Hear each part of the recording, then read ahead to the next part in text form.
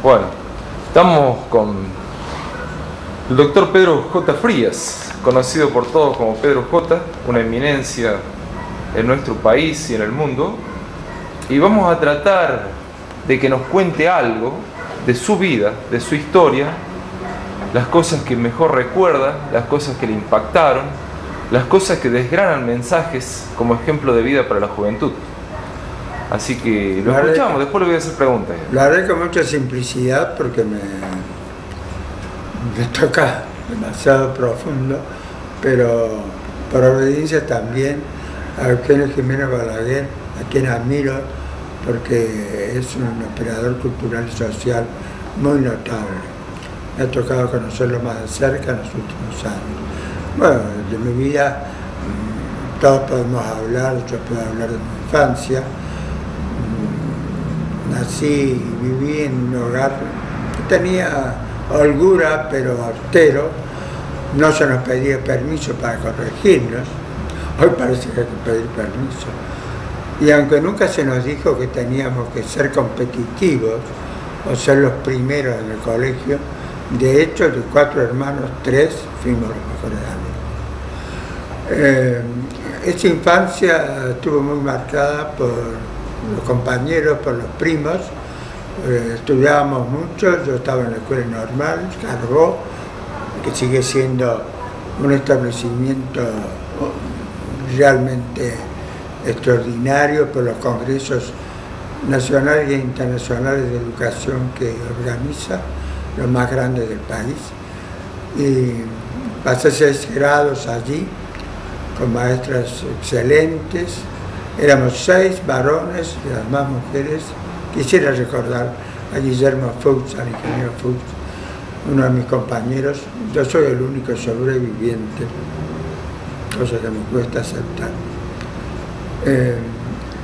Y en esa escuela no había violencia, había mucha concordia, había mucha disciplina, muy buena disciplina, disciplina útil. Cierto que alguna de las maestras solía venir con un traje con lunares, le llamábamos, hoy nos pone 0, por los lunares tipo 0. El profesor Carbó, el director de la escuela, y fue el primer velorio al que asistí. Pero realmente jamás hubo nada que se pareciera a celos, a envidias, a violencias, que lejos estamos de esos tiempos. La juventud en el verano y durante todos los fines de semana, yo lo pasaba en el campo con mi padre. Me gustaba mucho andar por los potreros, viendo la hacienda, viendo las pasturas, trato con el mayordomo, mi padre, con los peones, con algún peón que nos acompañaba siempre. Bueno, podría recordar también las tardes en la casa del tío Augusto Funes, cerca de Santa Catalina, donde mi padre se juntaba con sus primos y hermanos para jugar un poco, un póker, a veces la perinola. Podría contar muchas anécdotas sobre esos juegos. Pasada la infancia, llego a Montserrat. No, al colegio secundario sí, en Montserrat. También puedo hacer el mismo elogio, magnífico colegio, tengo los mejores recuerdos. Podría hablar de un profesor tras otro, de alguno un poco más atrevido, que algún alumno que no sabía la lección le decía, váyase al sur a trabajar la tierra, pero usted sirve para otra cosa. Pero nos trataban bien. Yo tenía espléndidos amigos, no había tampoco alguna vez una trompeadura, pero fuera del colegio, nada más, y muy rara vez. En Montserrat yo hice mi primera experiencia como operador cultural, porque fui presidente del llamado Ateneo del Montserrat en 5º y 6º año. ¿Qué hacía yo? Organizaba actos culturales, por ejemplo conferencias. El famoso físico Balseiro cuyo nombre lleva un instituto de física de Bariloche, dio su primera conferencia por invitación mía. Y así, yo también hablábamos en la sala de profesores del colegio. Bueno, salí con el premio Duarte Quirós y entré a la Facultad de Derecho, naturalmente. Este era un ambiente mucho más tenso, así como era Sereno Montserrat. La facultad era tensa porque había mucha politización en esa época. El centro de estudiantes lo manejaba la Federación Universitaria. ¿Y quién era el presidente de la Federación Universitaria? Nada menos que mi gran amigo Fernando Nadra, tucumano de origen, comunista, presidente por muchos años del Partido Comunista Argentino. Podría detenerme mucho en Nadra, porque a pesar de la oposición que teníamos en la política universitaria, pues yo no era candidato a nada, pero era el operador, había formado un grupo de independientes para tratar de aminorar la fuerza de este reformismo manejado por un comunista. Y mantuvimos, nadie creerá, una enorme amistad con Nadra, a pesar de la oposición permanente. Nos tratábamos incluso él a veces me invitaba a alguna reunión y yo le decía, mira, no quiero equívocos. Es que equívocos es lo que necesitamos para... Bueno, estoy de acuerdo. Y ocurrió, y esto lo cuento en un artículo de La Nación, lo conté, y después en el prólogo que él me pidió para su libro póstumo, ya muriendo, yo no sabía que estaba muriendo, pero me lo pidió con una voz muy débil, me mandó su libro, La Utopía creo que era, y tengo que contar, él no era subversivo para nada, odiaba la subversión. Y fue presidente del Partido Comunista muchos años, pero no era stalinista. Esto lo comprenderán los que han vivido esa época. La universidad transcurrió bien, teníamos profesores excelentes a mi juicio. Yo me entusiasmé justamente por la docencia universitaria, pero estoy olvidándome que mis años de vida joven me los marcó la Acción Católica. Era muy importante ese movimiento apostólico de la Iglesia, donde tuve tantos amigos, como estaba en el Consejo Arquidiocesano, era vicepresidente, presidente del doctor Concili. Recorrí toda la provincia, la Acción Católica me hizo conocer toda la provincia. Como después me ocurrió, cuando fui candidato a gobernador, que no me quejo de las horas de auto que yo manejaba, de las malas noches, del público suficiente o escaso en algunos actos. ¿Por quién? ¿Por qué era yo candidato a gobernador? Si yo no quería ser político. Por la democracia cristiana. La democracia cristiana tuvo un precursor en Córdoba, que fue Alberto Vélez Funes. Tenía hombres muy notables como Manuel Ordóñez, como Manuel Río, un cordobés que vive en París, con numerosa familia allí. Y yo siempre me sentí demócrata cristiano, aunque mi padre quería que yo fuera conservador como él. Pues yo era menos conservador que mi padre. Pero la democracia cristiana me interpretaba bien. Tuve nada más que 4 años.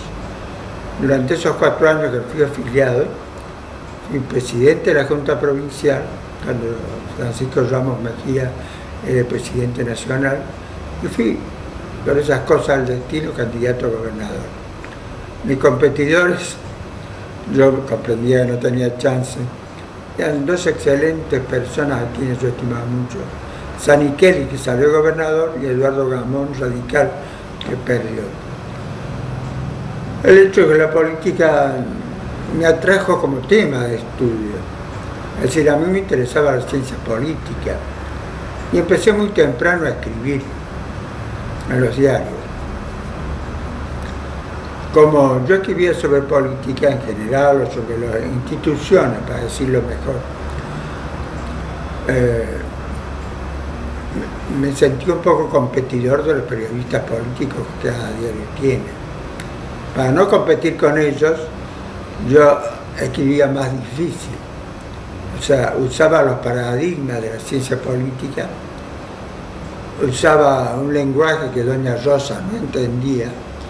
Ahora que ya no cito, me resulta más fácil escribir más claro.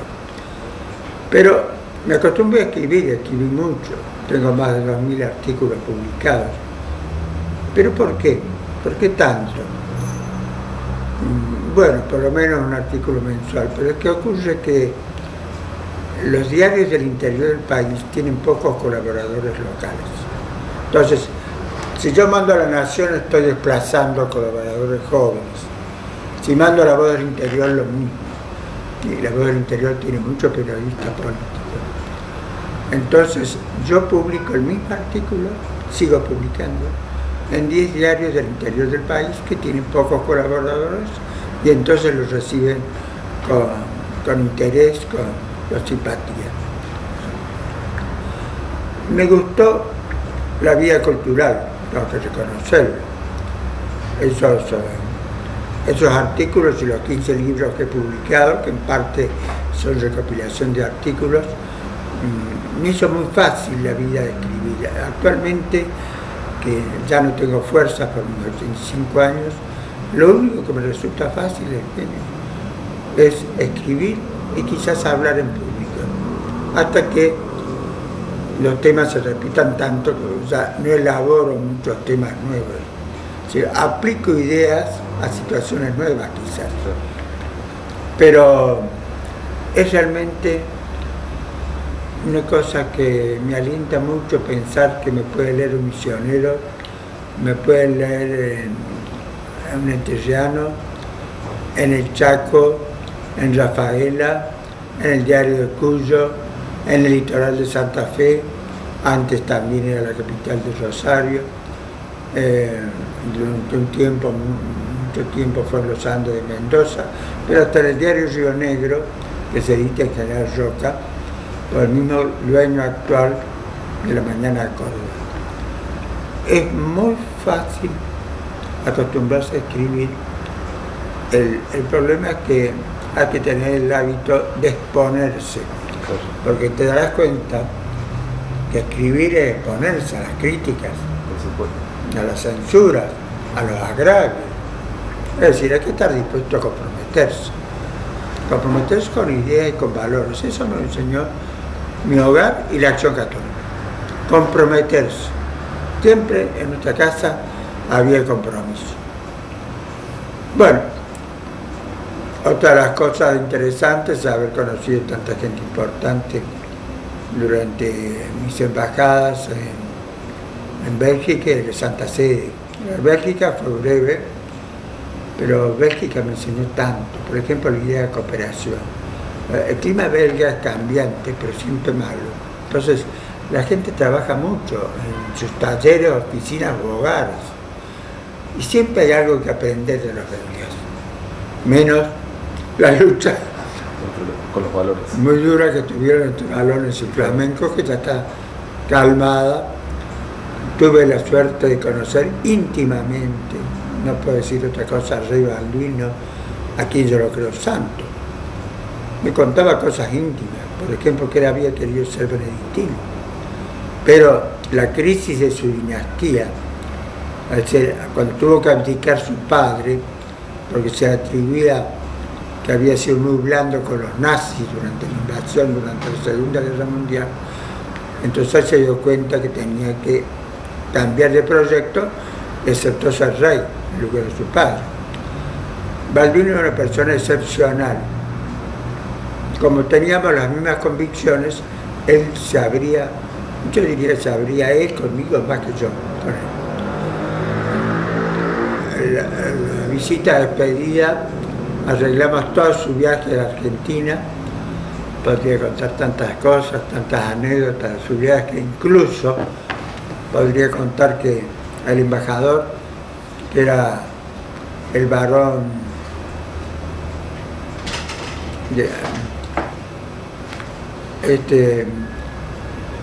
me dice un día, me habla por teléfono, Frías, voy a Córdoba para elegir la residencia del rey y del primer ministro durante su viaje a Córdoba.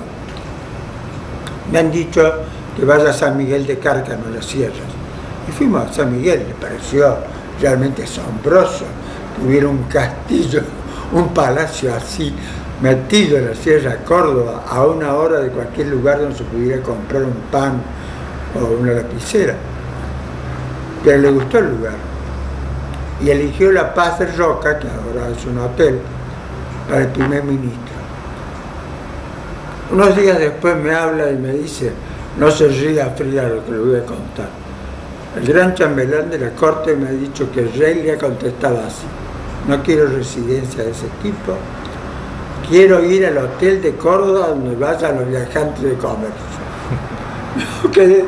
Más que reírme, quedé sorprendido de la respuesta, pero me pareció atinada, porque lo otro era estar muy distante de todo. Y así fue al que se llamaba Hotel Crillon en esa época, que ahora son oficinas, junto a la iglesia de la Merced. Sí. El rey, como digo, yo creo que es santo, y pienso que algún día va a llegar a los altares. Fabiola era una gran mujer, pero los 4 años en la Santa Sede también fueron enormemente interesantes por la variedad e importancia de la gente. Supongamos a Andreotti, a quien yo he defendido en la época que fue acusado, porque tenía mucha confianza en él, y Giorgio Lapira, que ahora está en causa de beatificación, y tantos otros que podrían nombrar, figuras que habían hecho la Italia contemporánea, la habían construido, como la había construido Gasperi, a quien no conocí, pero ya Gasperi no estaba. Las embajadas fueron muy creativas para mí, y no tanto por las relaciones, sino por lo que podía hacerse por Argentina, por mejorar la visión que se tuviera en uno u otro aspecto de nuestro país o de nuestra sociedad. En esa época la curia romana, el Papa era Pablo VI, era irreprochable, no sé si ahora, pero era irreprochable. Me dejó un gran recuerdo, un gran recuerdo. Bueno, cuando volví al país, volví ya a la profesión, porque no he hablado de mi profesión de abogado, una cosa tan importante. Yo me hice abogado contra la posición de mi padre. Mi padre quería que fuera ingeniero. Como me mortificaba esto, un día le pregunté, ¿pero por qué quiere que sea ingeniero si usted es abogado? Me dio una respuesta que con el tiempo me parece admirable. Hijo, yo he sido ministro de Obras Públicas de Ramón Cárcamo. Te puedo decir que nuestro país es pura geografía, es pura naturaleza. Y la palanca para hacerlo útil para el hombre es la ingeniería. Me parece realmente notable la visión que él tenía de la ingeniería. La había formado como ministro de Obras Públicas. Mi padre era un hombre muy trabajador, era un ejemplo de rectitud y de trabajo.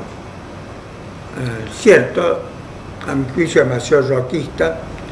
Yo soy roquista, pero mucho más atemperado, admito las críticas. No que haya habido un genocidio cuando la expedición al desierto, no, eso no fue así. Félix Luna lo hizo muy bien. Bueno,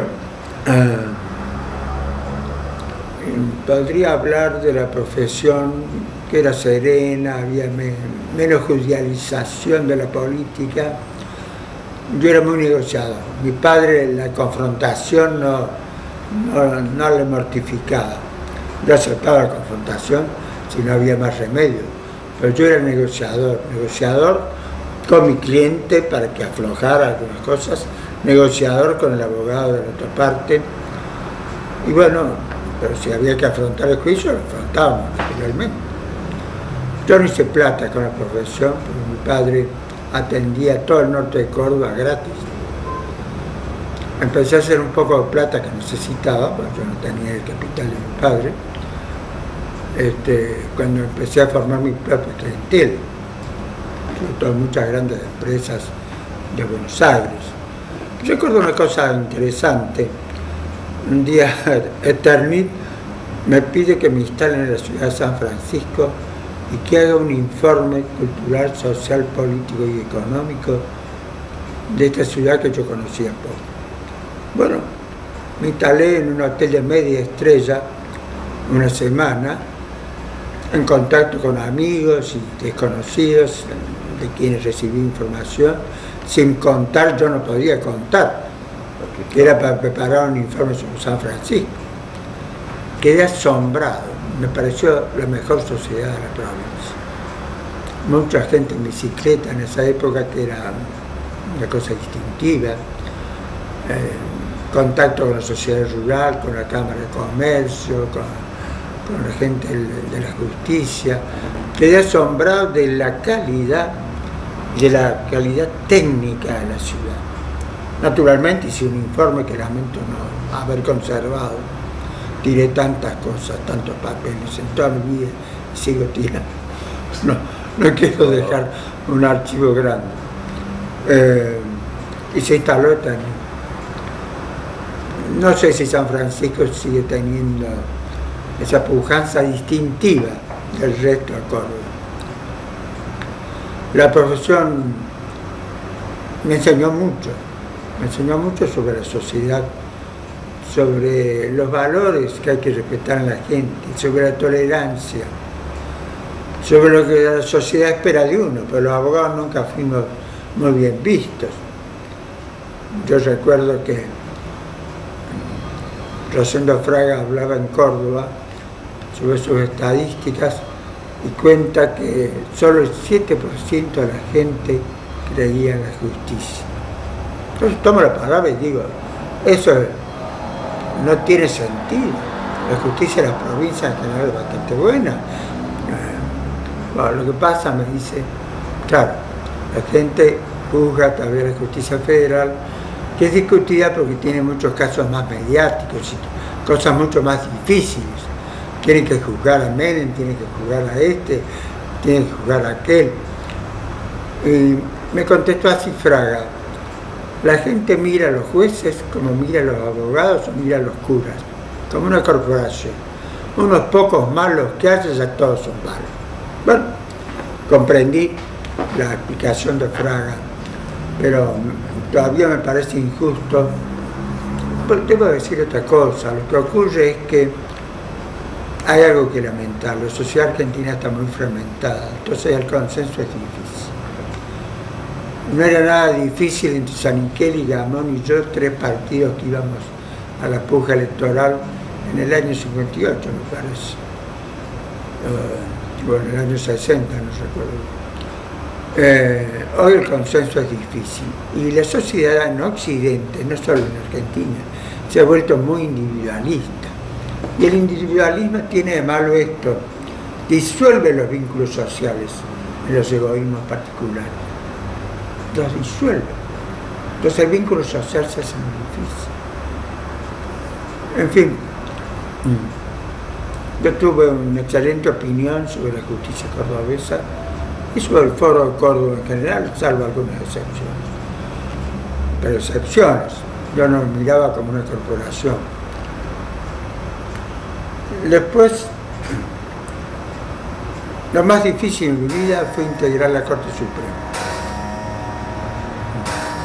Lo hice por un pedido especial de un ministro de la Corte que renunciaba, que era el gran amigo mío, Miguel Escalada, un gran señor, gran jurista, un hombre correctísimo, de las mismas convicciones mías, o sea, hombre de fe y de obras. Y solo por eso lo acepté, porque no me daba cuenta que me estaba embarcando en un periodo muy difícil. Y yo, que aborrezco la subversión, pero aborrezco también el terrorismo de Estado, y ha habido terrorismo de Estado.